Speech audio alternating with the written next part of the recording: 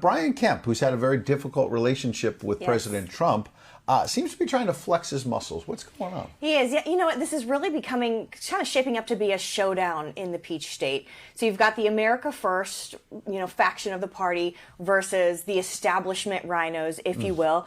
And really this divide within the party is growing more and more pronounced by the day. And we're seeing this all across the state, not just in Georgia. And, at the convention, there's really going to be a prominent voice amongst America First this year. They're most certainly going to overshadow the establishment wing of the party. In fact, Georgia's own Republican governor, Brian Kemp, and his RINO allies are snubbing the event altogether. And, it's really no surprise Kemp is going to be playing hooky. 2 years ago, you may remember this, he was booed off stage.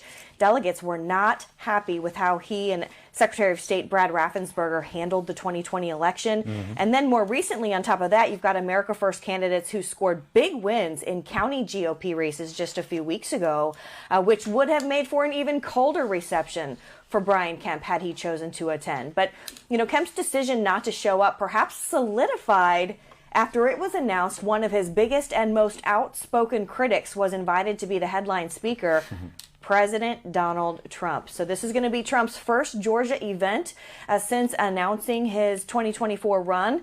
And it's going to be a crucial one. Many political analysts saying that Republicans simply cannot win the White House in 2024 without winning Georgia. So it's going to be important. And add to that a bit more drama to the two-day convention being held in Columbus, Georgia this weekend. Trump's now rival, former VP Mike Pence, he was supposed to be a keynote speaker. He dropped out at the last minute. He is now going to be replaced, as you mentioned, Ed, by former Arizona gubernatorial candidate and Trump ally, Kari Lake. Another indication that MAGA may very well dominate this year's state convention. And, that's really going to be a big boost for all the grassroots patriots that are on the ground there in Georgia who are working really, really hard behind the scenes to fix the election from 2020 because they're going to be there on the ground. They're going to be trying to gain support amongst delegates to try to advocate for hand count paper ballots ahead of 2024. Trying to get rid of those machines. And, it's going to be really difficult on the state level with Kemp and Raffensperger in power. So they know they're going to have to try to attack this county by county.